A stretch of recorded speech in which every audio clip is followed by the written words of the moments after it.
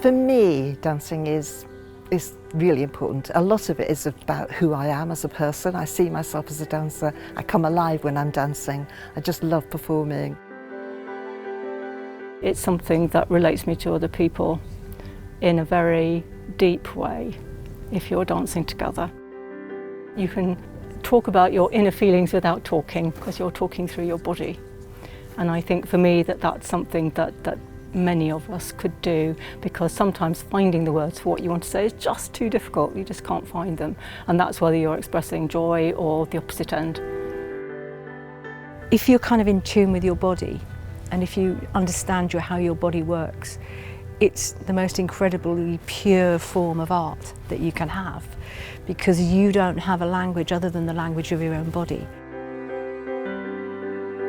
It's very important to keep agile in body and mind and spirit, and there's a lot of curiosity involved in this kind of work as well. And one of the things about performing, whether that's informal or formal, is that you have to really be there and present in the moment. So you're very relating to the space that you're in, the other people in that space, the music, the lighting, whatever else is around you. But your focus is very much in that moment. And I think that's a brilliant thing, especially as you get older, because it's very easy to feel a little bit less focused. It allows you to do creative things without words, and we are so verbal in our society. It's really nice to be able to do things and communicate without words, because we all know how much we rely on visual signals from other people, and in dance that's even more so. It's magnified. For me, it relates to the mind of a jazz musician. That when you improvise, you're actually pulling on everything that you've ever done, forever.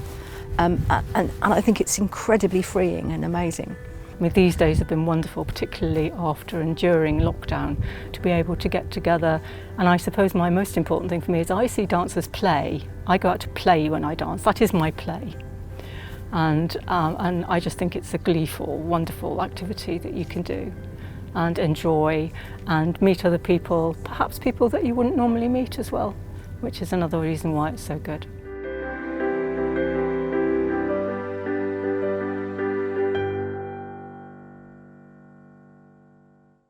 But it just means you need to be aware where the other person is. So as opposed to just, oh my God, I'm running away from the other person, you're actually thinking, I'm dancing down these aisles. Oh, chog, there's him. I need to be going the other way. Or I need to step in. Yeah, so we're really keeping away from each other, reacting. Yeah, it's just a tension between the two of you in the space, yeah. So we are EncoreEast. We're a dance company for the over 50s. We work mainly in Ipswich, but since the pandemic, we've obviously been working quite a lot online. And we've been independent for the last year. We're finding our way and finding what it means to be mature dancers. We're here at the Redoubt in Harwich to create a site-specific dance piece. I call it Dance in a Day.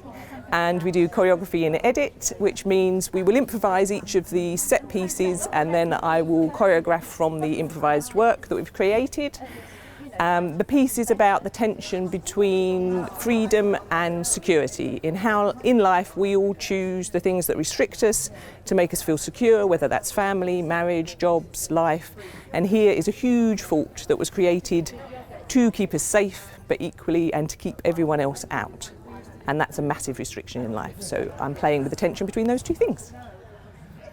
So just start walking, thinking about your grid. Turn whenever you feel like it.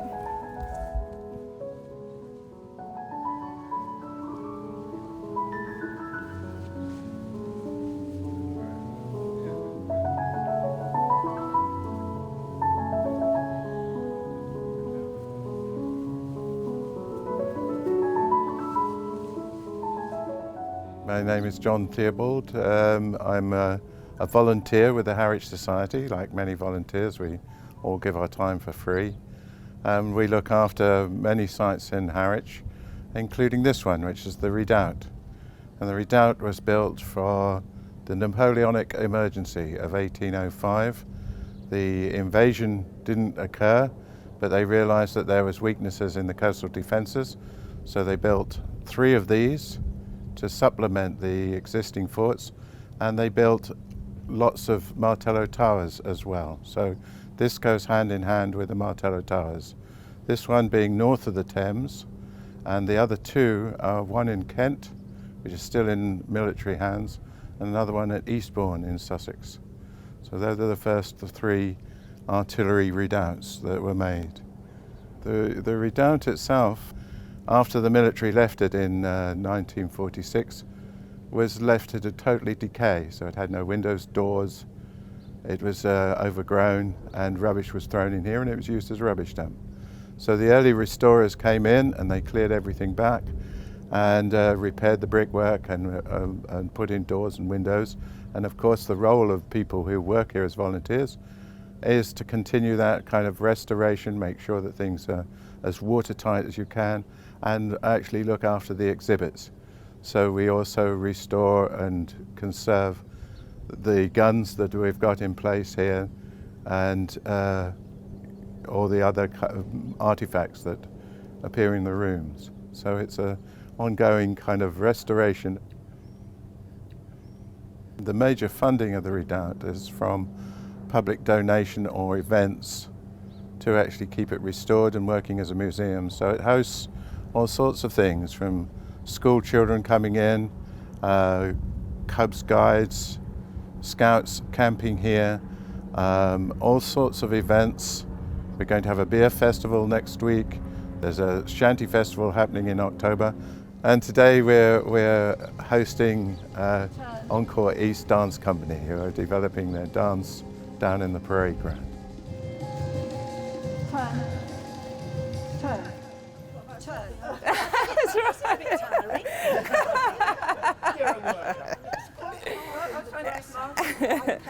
Yeah, it's nice though, look lovely. Look really nice. Yeah. So we were just warming up. That's the purpose of that, obviously, is to make our muscles warm so we don't hurt ourselves. The style of movement is from somatic practice, and somatic practice is about how we connect from the inside outwards and how we think about all of our muscles that connect together. We're working with a company called the Russell Malafant Company, which was my reference to Ed when we were warming up. Ed Arnold is the dancer working with us outside of this, and he's been teaching us how to use the 33 bones in our feet, which gives you strength in your movement and allows you, if you push into the floor, it allows you to extend out of the floor. And actually when you start thinking about it, it's really strange, but most of us walk around almost not touching the floor at all, apart from where we have to, so we're not actually putting weight into the floor as we do things. Somatic practice is where we look to connect the whole of our body, through our feet, through our tendons, through our pelvis, through our torso, into our head, into our arms. So no movement is disconnected. Every movement flows through the body, down to the feet, and from the feet up and through the body. It's separate to the type of movement that we quite often do as humans, where we isolate each movement. So we might just be walking and we don't think about what our torso is doing or our arms are doing, and it creates a flow within the dance. So, and also extends beyond the dancers and creates a flow to the other dancer they're dancing with. To find ways of creating push and pull, tension and release, yeah? So you can be facing the door, facing away from the door as you like, and we're looking for different ways of creating whatever we can, however we can, using the doors to support us, yeah? Quite staccato angles, quite sharp, and we're going to move into each position. I did do dance when I was younger, but in fact I was quite a late starter, so I was late teens, early 20s, far too late to train to be a professional, but it ignited a huge passion, and I was very lucky to be able to work in dance organisation, teaching, all kinds of other roles, not performing. And after about a 35-year break from actually dancing myself, I decided as I came to retirement what I really wanted to do was dance more. And I'd been doing a little bit of work with DanceEast. I knew a bit about them. I knew they'd got a really good programme, brilliant teachers, fantastic spaces. So I moved from London to Ipswich so I could dance more. I've been dancing since the age of 4. I was sent to dancing classes because I was knock-kneed, and then I became bandy after doing ballet classes. I've always danced. I've done a lot of different kinds of dance. Mainly, one of the areas of dance I got into was something called liturgical dance, which is dancing in churches as part of services. And I've done that for the last 45 years.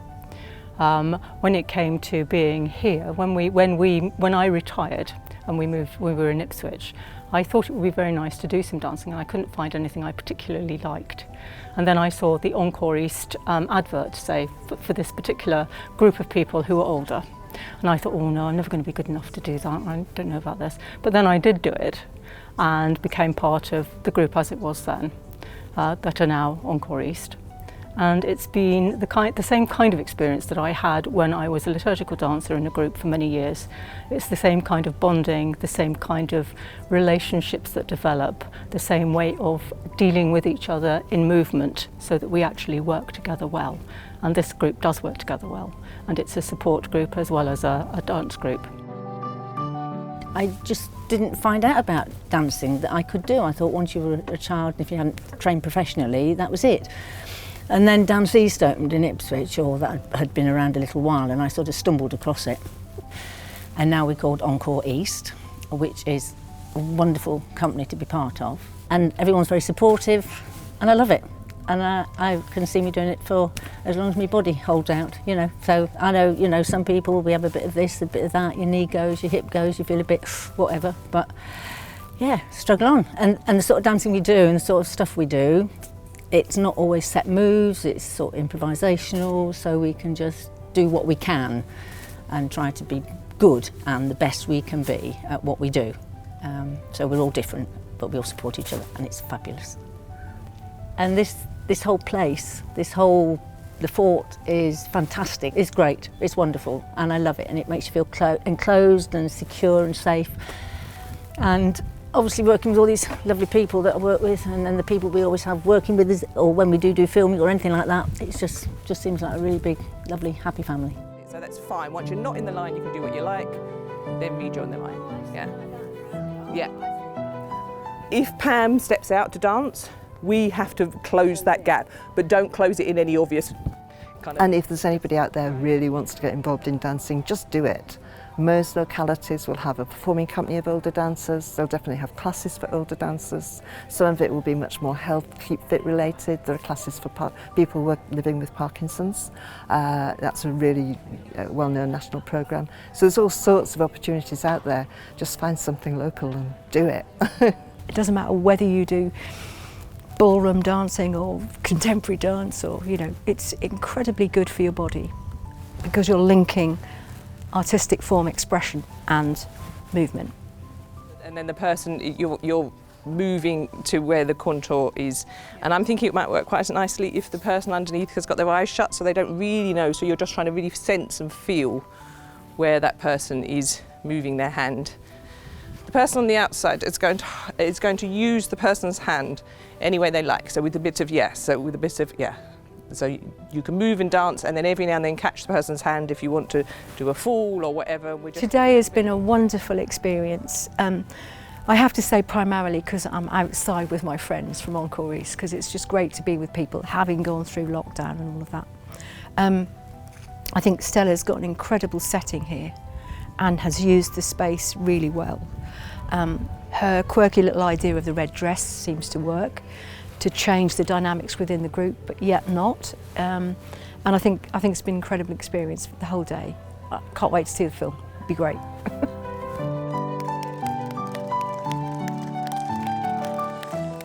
Oh, that's it. We're finished now for the day. So you never really know whether you've got everything that you wanted because it's all improvised. But when we look at the footage, I choreograph and edit. So that means I plan and shape the dance through the music and the footage that we've got, and run it with the narrative that I was working with, which is the tension between security and freedom, and create the finished piece. So enjoy.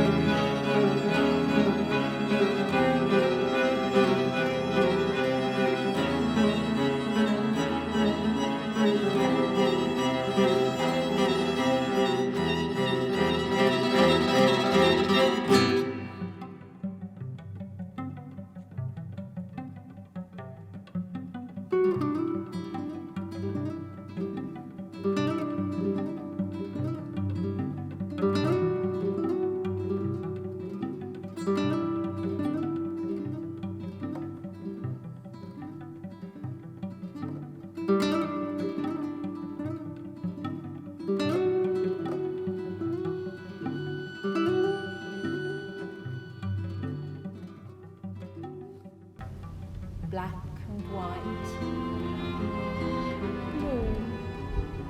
floating clouds. Wow, what's that? Ooh. Gorgeousness, deliciousness.